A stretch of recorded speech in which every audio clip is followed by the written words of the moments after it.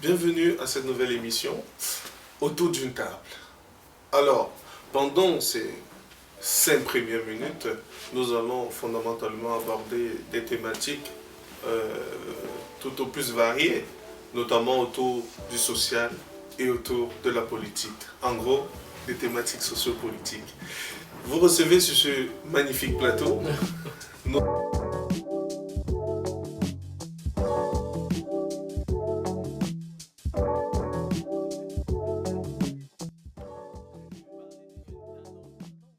autour du table, cette nouvelle émission qui aborde des thématiques assez variées, des thématiques autour du social, autour de la politique, en gros, des thématiques socio-culturelles.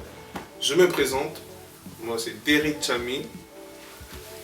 Enchanté, et moi c'est Jude Monclos. Donc tous les deux, aujourd'hui on a décidé de parler d'une thématique, d'un sujet qui je pense est vraiment au cœur de l'actualité. Donc on va parler de l'harcèlement dans le milieu scolaire.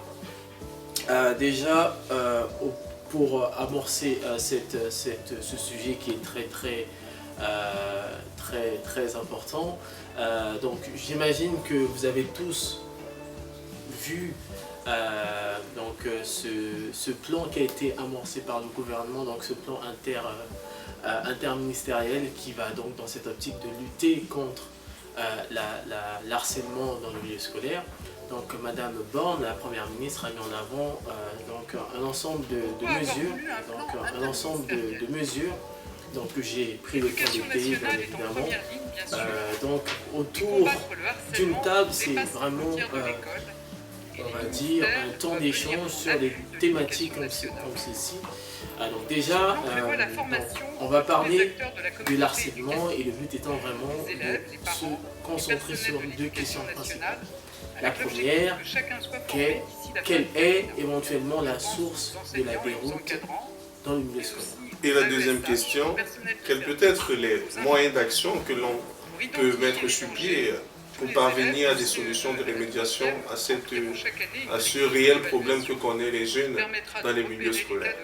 Exactement. Alors déjà, je vais très dans les grandes lignes vous exposer ce qui a été dit dans ce conseil interministériel.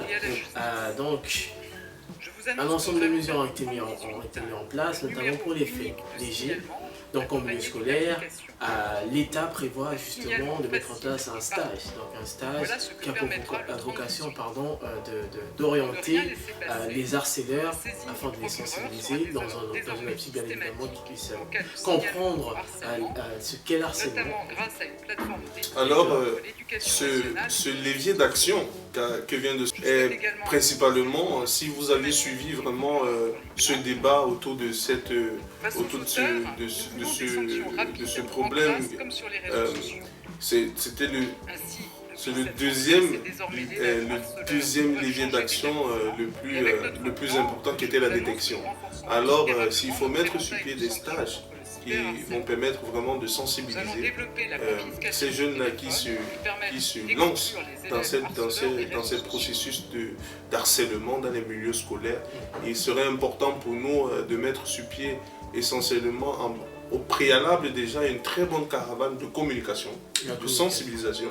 Et je pense que cette sensibilisation-là doit prendre effet déjà même dans les foyers, parce que les parents aussi doivent porter le flambeau de leurs responsabilités. Donc parler aux enfants, conseiller les enfants, les éduquer et ne pas être sensible par rapport à l'agressivité des demandes des enfants. Parce que parfois, certains foyers sont confrontés à bien de problèmes qu'ils ne parviennent eux-mêmes à gérer, surtout avec des jeunes aujourd'hui qui sont très ouverts aux réseaux sociaux. Ok, donc si je comprends bien, effectivement, la première chose à faire, ça serait de détecter, de connaître la source des problèmes. Et effectivement, je partage ton point de vue, Eric, parce que je pense qu'il faut, comme le gouvernement l'a dit, 100% détection, 100% prévention et 100% solution. Mais avant de proposer des solutions, il faut déjà, je pense, aller le cœur du problème, tout se passe à la maison. Comment est-ce que les parents, du coup, protègent leurs enfants, d'autant plus l'éducation qui et communiquer.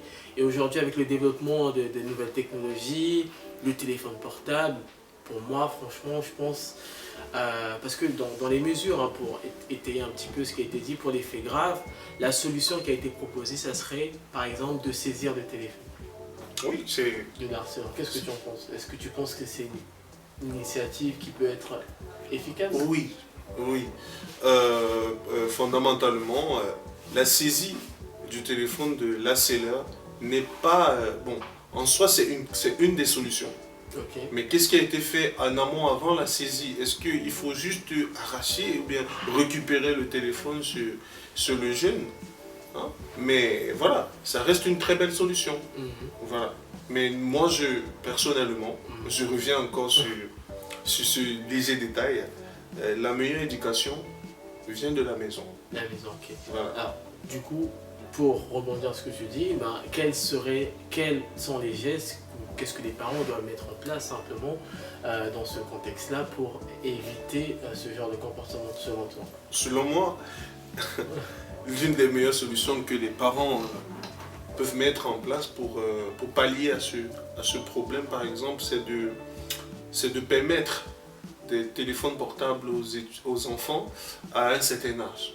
Donc, on s'est rendu compte de cela, mais les jeunes aujourd'hui sont trop ouverts téléphone Android, smartphone et autres. Parce que quand tu vas, moi, de ma petite enquête que j'ai eu à faire, j'ai pu observer des jeunes dans des écoles primaires, CM2, en possession de smartphones. Moi, je pense honnêtement qu'à cet âge, le téléphone, minimum pas un smartphone. Pour moi, la solution, ça serait à un certain âge, franchement, les parents, plutôt qu'un smartphone, un téléphone qui permet juste d'appeler et puis c'est bon. Je pense que ça permettrait...